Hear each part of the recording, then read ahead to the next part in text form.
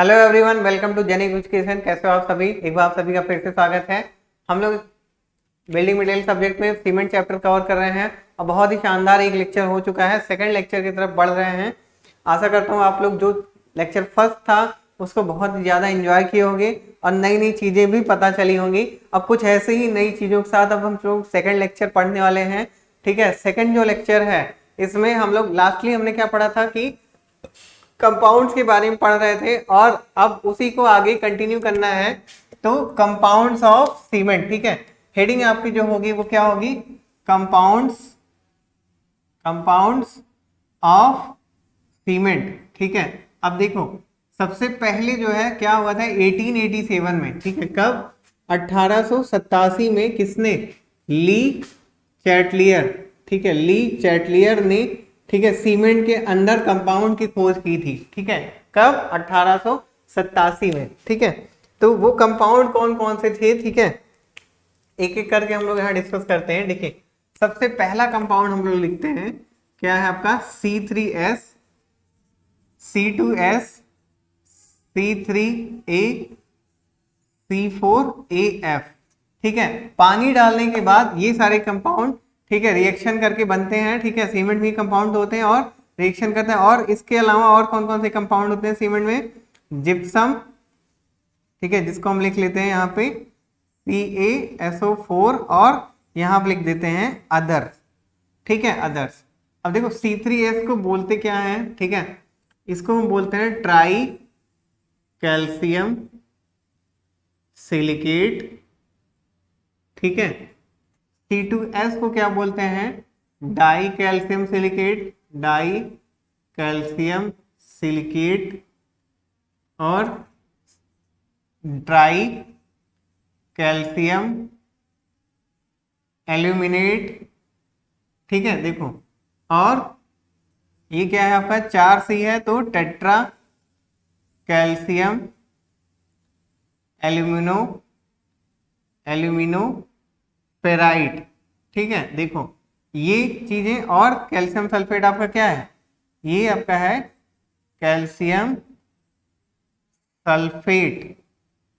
ठीक है, और ये इधर। ठीक है, अब देखो C3S जो होता है इसका एक्चुअल फॉर्मूला क्या होता है? ये तो शॉर्टकट में हम लिखते हैं। ठीक है, तो इसको हम लिखेंगे 3CaO dot Al2O 3CaO dot SiO2।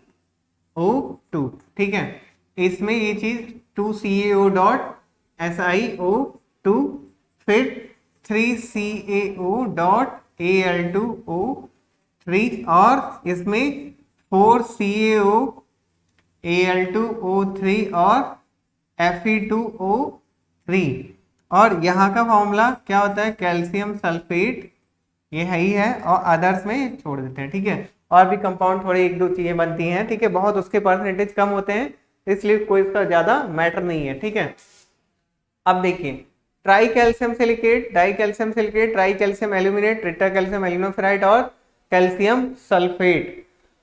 Try calcium silicate जो होता है, ठीक है, ये लगभग आपका 45% होता है, लगभग 45%। और डाई कैल्शियम सिलिकेट 25%। ये होता है लगभग ट्राई कैल्शियम 10% और टेट्रा कैल्शियम एल्यूमिनोफेराइट ये 10%। जिप्सम लगभग 5% और अदर जो बनते हैं लगभग 5%। टोटल ये कितना हो गया? ये 70, 80, 90, 95 और 100। ठीक है, तो ये कंपाउंड बनते हैं। ठीक है, अब देखो इसके आगे और एक दो चीज इसमें क्या है कि देखो ये सारी चीजें एग्जाम में आती है। ठीक है, अब आगे और क्या चीज है कि किसमें से, ठीक है, किसको किन किन नामों से जाना जाता है? C3S को बोलते हैं एलाइट और C2S को बोलते हैं बेलाइट और इसको बोलते हैं सेलाइट और लास्ट वाला है फेलाइट। ठीक है, कहीं कहीं पे देखो जब आप बहुत स्टैंडर्ड बुक की तरफ बढ़ते हो तो हो सकता है ये चीजें जो लिखी हैं ये एलिट लिखा हो, लास्ट में ई ना हो, बेलिट और सेलिट, और ये दोनों को उसमें लिखा रहेगा। ठीक है, इन दोनों को उसमें सेलिट लिख देगा, दोनों को, C3A और C4AF को। लेकिन आपका जो अब चीजें हैं वो लगभग ऐसे ही हैं। ठीक है, तो इसमें आपको टेंशन लेने की जरूरत नहीं है। आप एलाइट और एलिट का मतलब लगभग वही है, ठीक है, एलाइट, बेलाइट, सेलाइट और फेलाइट, ठीक है। अब देखना है कि हीट किससे कितना निकलता है, कौन से कंपाउंड से कितना हीट निकलता है, ठीक है। तो वो चीज अब देखना है। देखिए ट्राई कैल्शियम सिलिकेट जो होता है, ठीक है, इससे आपका 500 जूल, ठीक है, पर ग्राम हीट निकलता है, और डाई कैल्शियम सिलिकेट से 260 जूल पर ग्राम। ट्राई कैल्शियम सिलिकेट एल्यूमिनेट से सबसे ज्यादा होता है 865 जूल पर ग्राम, और C4AF से आपका 420 जूल पर ग्राम हीट आपका निकलता है, ठीक है। तो यहाँ आपको ये चीजें क्लियर हो रही है, ये एग्जाम में पूछा भी जाता है बहुत, ठीक है, तो आपको ध्यान रखना है। अब अगर आपको लिखना हो decreasing rate of heat of hydration, decreasing order of heat of hydration, तो यहां हम लोग लिखते हैं क्या, एग्जाम का एक क्वेश्चन है decreasing order of heat of hydration, decreasing order of heat of hydration. तो क्या होगा, आप लोग यहां पे लिखोगे सबसे ज्यादा किससे एनर्जी निकल रही, हीट निकल रहा है, C3A, फिर C3S, फिर C4AF, और C4AF के बाद जो भी बचा C2S। ये हो गया आपका decreasing order of heat of hydration. ये क्वेश्चन एग्जाम में बहुत बार आता है, ठीक है, आप प्रीवियस ईयर के पेपर लेकर के देख सकते हो, ये सारी चीजें आती है जो आज पढ़ रहे हो, ठीक है। सीमेंट का मैंने बताया पूरा का पूरा चैप्टर ही बहुत ज्यादा इंपॉर्टेंट है, ठीक है। तो ये हो गया आपका क्या, heat, decreasing order of heat of hydration. अब इसी में अगर आपसे पूछ लिया जाए कि decreasing order of rate of hydration, कि कौन सा सबसे पहले काम करना शुरू कर देता है, पानी मिलाते ही कौन सा कंपाउंड सबसे पहले वर्किंग में आ जाता है, ठीक है। तो यहाँ पे हम लोग लिखते हैं क्या,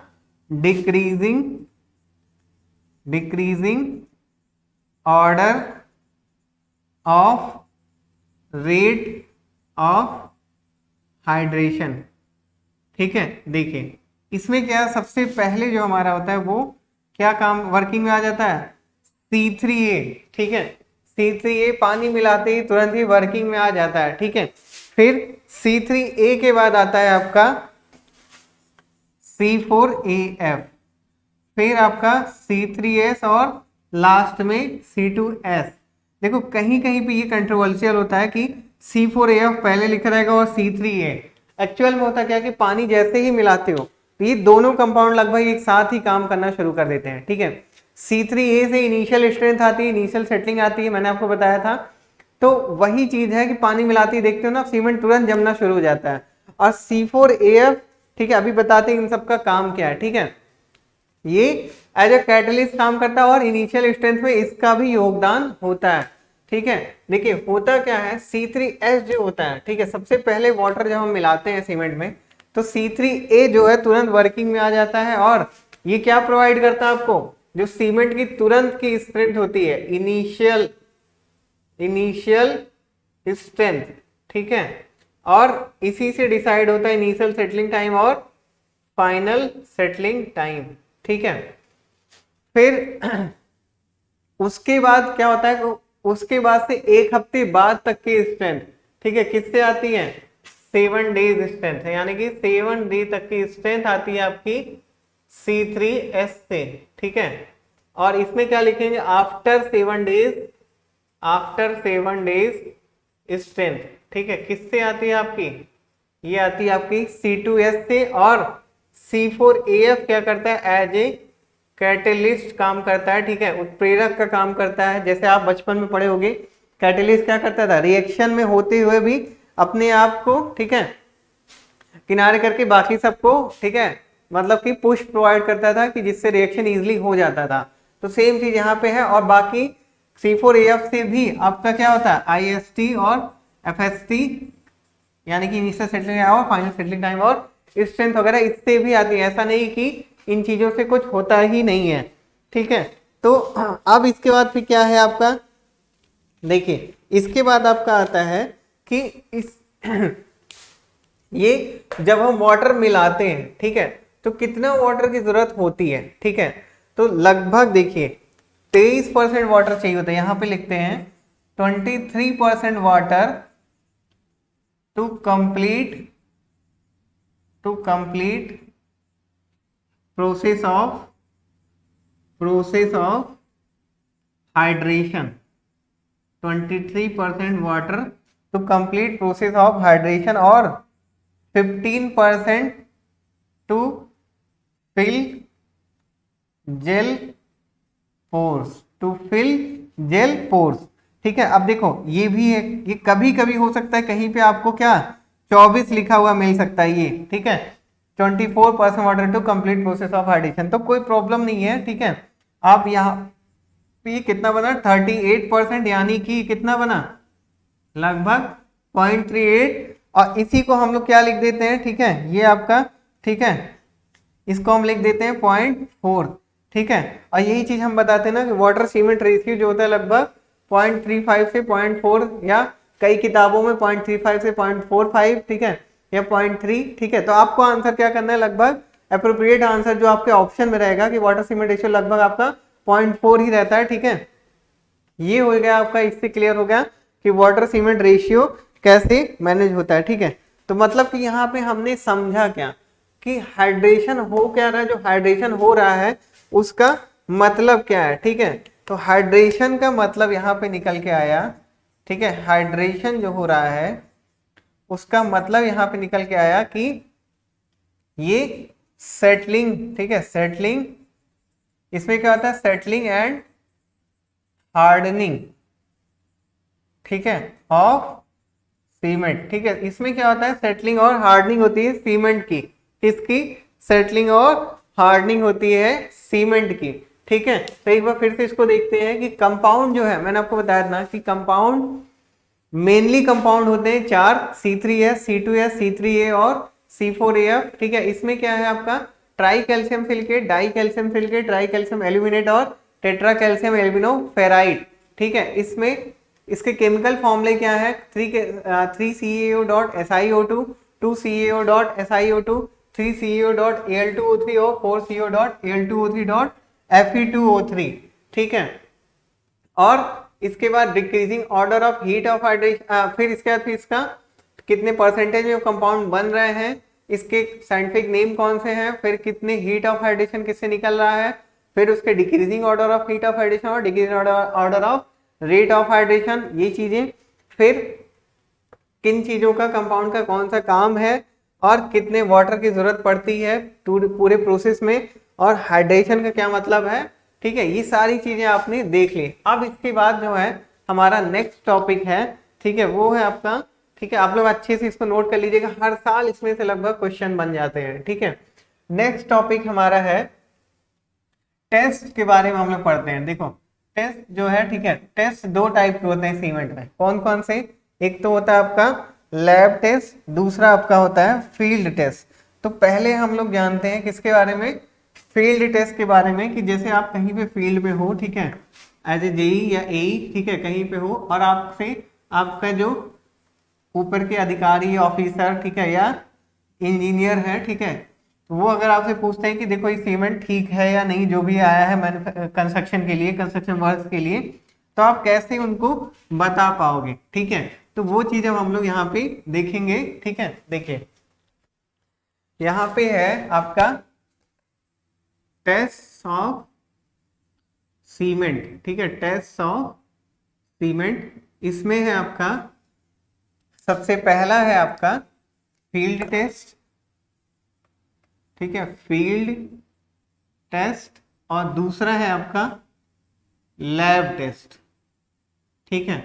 फील्ड टेस्ट में कौन कौन सी चीजें हैं, फील्ड टेस्ट में है आपका, फील्ड टेस्ट में है कि सबसे पहले तो हम क्या चेक करते हैं कि जो आपका सीमेंट है, ठीक है, उसका कलर कैसा है, मतलब कि विजुअल टेस्ट कर लेते हैं। दूसरी चीज क्या देखते हैं कि सीमेंट ड्राइनेस देखते हैं, ठीक है, अभी एक एक चीज बताते हैं। तीसरी चीज देखते हैं उसमें लम्प्स, ठीक है। फोर्थ चीज फिर आप क्या देखते हैं उसका कि स्ट्रेंथ चेक करते हैं, ठीक है, स्ट्रेंथ उसका अलग तरीका, यहाँ पे हम कंप्रेसिव नहीं चेक करेंगे, वो बताएंगे, ठीक है। फिर एक टेस्ट होता है वो वाटर में, ठीक है, वो लिख देते हैं टेस्ट इन वाटर, ठीक है।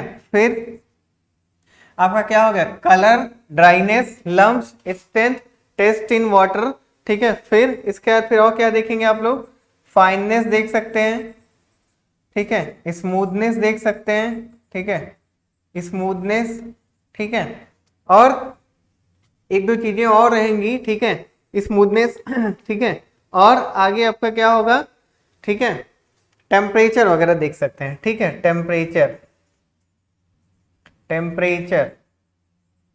अब देखिए कैसे चेक करेंगे एक एक चीज, ठीक है। देखिए कलर जो है आपका कैसा होना चाहिए, ग्रीनिश ग्रे, ठीक है, हरा भूरा, ठीक है, हरा धूसर, ठीक है, ग्रीनिश ग्रे कलर होना चाहिए, ठीक है, लिख देते हैं, ठीक है, ग्रीनिश, ग्रीनिश ग्रे। ड्राइनेस से मतलब ये है कि जो सीमेंट है उसमें बिल्कुल भी नमी नहीं होनी चाहिए, एकदम ड्राई होना चाहिए, ठीक है, आप छू करके देख सकते हो, चेक कर सकते हो। लम्प्स का मतलब ये है कि सीमेंट जो आपका है बोरी में, उसमें वो सीमेंट जमा हुआ ढेलों के रूप में नहीं होना चाहिए, या अगर छोटे मोटे ऐसे ढेले मिल भी जाते हैं, ठीक है, छोटे छोटे टुकड़े लम्प्स मिल भी जाते हैं, तो हल्का सा प्रेस करने पे तुरंत टूट जाना चाहिए, बिखर जाना चाहिए। स्ट्रेंथ की बात करें तो यहाँ पे स्ट्रेंथ हम कैसे चेक करते हैं कि थोड़ा सा सीमेंट लेकर के वाटर मिला करके पेस्ट बनाएंगे, फिर उसके छोटे छोटे बॉल बना देते हैं, ठीक है, और इन बॉल्स को क्या करते हैं, ठीक है, 3 दिन तक इसकी क्यूरिंग करते हैं, क्यूरिंग मतलब तराई करते हैं, यानी कि पानी डालते हैं, ठीक है। फिर 3 दिन के बाद देखते हैं कि ये थोड़ा सा हल्का सा अगर प्रेस करने पे टूट जा रहे हैं तो हम समझ जाएंगे सीमेंट अच्छा नहीं है, और हल्के फुल्के फोर्स पे अगर नहीं टूट रहा है तो आपका सीमेंट अच्छा है, ठीक है। यहाँ पे हम कंप्रेसिव टेंसाइल स्ट्रेंथ फिलहाल के लिए किसी मशीन से नहीं चेक कर रहे हैं, ठीक है। टेस्ट इन वाटर से मतलब ये है कि आप सीमेंट लेंगे और एक बाल्टी पानी रहेगा, उसमें सीमेंट हल्का डालेंगे तो सीमेंट जो है तुरंत के तुरंत जाकर के तली में, जो सीमेंट बाल्टी का तली रहेगा नीचे, ठीक है, वहां पे जाके बैठ जाना चाहिए, ठीक है। तो क्या होगा कि हम मान लेंगे सीमेंट हमारा ठीक है, अदरवाइज नहीं ठीक है। फाइननेस का मतलब ये है कि सीमेंट जो है, ठीक है, उसका साइज जो है, हम तो चलनी से भी चेक कर सकते हैं, बाकी हाथ में छूने से, ठीक है, उसका स्मूथनेस भी पता चल जाएगा, फाइननेस बहुत, जैसे बहुत फाइननेस रहेगा, फाइननेस मतलब सीमेंट का साइज लगभग कितना बताया था मैंने आपको लास्ट क्लास में, मैंने बताया था 75 माइक्रोन से आपका ये 90 माइक्रोन तक लगभग साइज होता है, ठीक है। तो हाथ से जब छुओगे तो बहुत छोटे पार्टिकल्स होते हैं, ठीक है, एकदम आपको फील ही नहीं होगा कि आपके हाथ में कुछ है, ठीक है, जरा सा भी रवेदार या ठीक है करदार ये सब नहीं रहना, ग्रेनुलर रहेगा ना, क्रिस्टल बहुत छोटे क्रिस्टल रहेंगे, आपको पता नहीं चलेंगे। और उसी से आप स्मूथनेस भी चेक करोगे कि जब आप हाथ को थोड़ा सा हाथ में थोड़ा सा सीमेंट लेंगे तो आपको स्मूथ स्मूथ फीलिंग आएगी, बहुत सॉफ्ट सॉफ्ट सा लगेगा, ठीक है। फिर इसके बाद फिर आपका टेम्परेचर की बात करें तो जो सीमेंट की बोरी है, ठीक है, उसमें आप जैसे पूरा का पूरा अपना हाथ अंदर डाल देंगे तो आपको बहुत ठंडा ठंडा सा फील होना चाहिए, ठीक है। अगर ये ऐसा नहीं हो रहा है तो आपका जो सीमेंट है वो अच्छा नहीं है, ठीक है, तो वो चीज वहां से चेक हो जाती है, ठीक है। अब आगे हम लोग बात करते हैं किसकी, ठीक है, ये तो हो गया आपका फील्ड टेस्ट। अब हम लोग बात करेंगे लैब टेस्ट के बारे में। देखिए लैब टेस्ट में, ठीक है, कई सारे लैब टेस्ट हैं आपके, ठीक है, एक एक करके हम लोग देखेंगे, ठीक है, और जितना हो पाएगा करते हैं, फिर बाकी की चीजें नेक्स्ट क्लास में हम लोग करेंगे। आपको बहुत ज्यादा मैं देखो नहीं परेशान कर रहा हूँ कि बहुत ज्यादा रोक के रख रहा हूँ या बहुत ज्यादा, ठीक है, एक बार में ही पूरा का पूरा चीजें थोप दे रहा हूँ आपके ऊपर, ठीक है, बहुत थोड़ा थोड़ा बहुत अच्छे अच्छे से हम लोग हर चीज पढ़ते हुए चल रहे हैं, तो बिल्कुल आप मेरे साथ पूरा का पूरा कोऑपरेट कीजिए, ठीक है। देखें अब हम लोग पढ़ेंगे लैब टेस्ट के बारे में। पहला लैब टेस्ट होता है सीव टेस्ट, ठीक है, फिर साउंडनेस,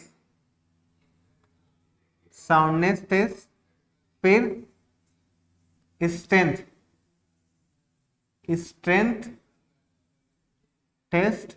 स्ट्रेंथ में आपका दो होता है, एक होता है आपका कंप्रेसिव स्ट्रेंथ, कंप्रेसिव स्ट्रेंथ, और दूसरा है आपका टेंसाइल स्ट्रेंथ, ठीक है। फिर चौथा है आपका कंसिस्टेंसी, कंसिस्टेंसी टेस्ट, और पांचवा है आपका इनिशियल सेटलिंग टाइम और फाइनल सेटलिंग टाइम। तो इनिशियल सेटलिंग टाइम और फाइनल सेटलिंग टाइम टेस्ट। ठीक है, तो ये 5 आपके टेस्ट हैं सीमेंट के लैब टेस्ट में। इसमें सबसे पहला हम देखते हैं कि कौन सा, सीव टेस्ट। देखो सीव टेस्ट बहुत ही आसान है, ठीक है, बहुत ही ईजी है। हम लोग क्या करते हैं कि हमारे पास मान लेते हैं थोड़ा सा सीमेंट आया है, कुछ सीमेंट हमारे पास, और चेक करना है कि वो अच्छा है या नहीं है, और उसमें से भी जानना ये है कि सही से इसकी ग्राइंडिंग हुई है, पिसाई हुई है अच्छे से कि नहीं हुई है। तो आप क्या करते हो कि क्या आप देखो, एक क्या करोगे कि 200 ग्राम सीमेंट लेंगे हम, 200 ग्राम क्या लेना है, सीमेंट, और इसको क्या करना है 90 माइक्रोन की सीव से, 90 माइक्रोन, ठीक है, कितना 90 माइक्रोन की सीव से, ठीक है, इसको डालना है, ठीक है, और इस पे 10 मतलब कि 5 मिनट तक चालने के बाद 10% से अधिक 1 मिनट या 2 मिनट चालेंगे, ठीक है, इस पे 10% से ज्यादा अवशेष यानी कि रेसिड्यूज नहीं बचने चाहिए, ठीक है। और फिर क्या करेंगे, इसको 200 माइक्रोन की सीव से छानते हैं, ठीक है, तो उस पे क्या है 5 मिनट तक छानने के बाद 1% से ज्यादा रेसिड्यूज, ठीक है, सॉरी 90 माइक्रोन की सीव पे छानने से 10%, हाँ सही है, ठीक है, और 200 माइक्रोन की सीव पे छानने के बाद 1% से ज्यादा आपके अवशेष यानी कि रेसिड्यूज नहीं बचने चाहिए, ठीक है। अब देखो इन सब में ऐसा नहीं होता कि बस लिया और फिर 2 मिनट ऐसे किया हो गया, ठीक है, इसमें क्या होता है 1 से 2 मिनट आपको करना है, और 200 माइक्रोन की सीव में ज्यादा 5 मिनट तक करना है। बहुत ज्यादा आप करोगे तब तो सारे के सारे पार हो ही जाएंगे, ठीक है। आपको फाइननेस देखना है, यहाँ पे सीव टेस्ट में यही हम फाइननेस ही चेक करते हैं, ठीक है, इवन आप यहाँ पे लिख सकते हो फाइननेस टेस्ट, ठीक है। तो एक्चुअल में फिर हमें क्या पता चलता है कि अगर ये 10% से अधिक आ रहा है, कब 90 माइक्रोन की सीव से चालने पे, तो हमारा क्या है, सीमेंट हम मानते हैं कि अच्छे से उसकी ग्राइंडिंग नहीं हुई। इवन आप जब आप मैन्युफैक्चरिंग करते हो सीमेंट की, तो जहां से सीमेंट एकदम महीन पिसाई होती है, एकदम फाइन ग्राइंडिंग होती है, ठीक है, वहां पे एक इसी तरह के ऐसे सीव लगे रहते हैं। जब उसमें से सीमेंट आपका निकल जाता है, ठीक है, तो उसी को हम बोरी में भर करके पैक कर देते हैं और फिर बेचने के लिए भेज देते हैं, और जो उसमें फंस जाता है उसको वापस फिर से भेजते हैं, ठीक है, फिर से अच्छे से ग्राइंडिंग होती है और तब फिर वापस आता है, और तब उसको बोरियों में पैक करते हैं, और आपके तब होती है फिर सेलिंग, ठीक है। तो ये चीज हो गया आपका क्या कि फाइननेस चेक हो गया। और इसके बाद फिर, ठीक है, इसके बाद फिर आता है आपका साउंडनेस टेस्ट, ठीक है। साउंडनेस टेस्ट में हम क्या करते हैं, देखिए सबसे पहले आपको क्या करना है कि साउंडनेस टेस्ट में, ठीक है, चलो देखो soundness test, instant test, consistency test, initial settling time और फाइनल सेटलिंग टाइम, ये चीजें थोड़ा सा लंबे टॉपिक हैं, तो चलो इसको हम लोग फिर नेक्स्ट क्लास में चेक करते हैं कवर, ठीक है। फिलहाल के लिए आज आपने क्या क्या पढ़ा देख लेते हैं, एक बार फिर से रिवीजन कर लेते हैं कि सबसे पहले तो हमने पढ़ा कंपाउंड्स के बारे में, ठीक है।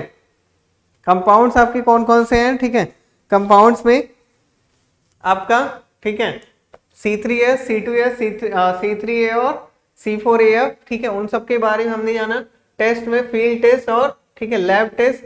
फील्ड टेस्ट में colour, dryness, lumps, test in water, fineness, smoothness और टेम्परेचर।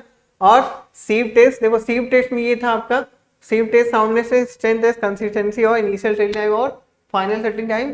सीव टेस्ट में ये था आपका क्या, फाइननेस टेस्ट, ठीक है, फाइननेस टेस्ट। दूसरा आपका जो होता है वो होता है आपका air permeability, air permeability test, ठीक है, एयर परमिबिलिटी टेस्ट, ठीक है। इसमें क्या होता है आपका कि 1 ग्राम सीमेंट को लेकर के हमें, ठीक है, देखना है कि कितने सरफेस पे फैलता है, ठीक है।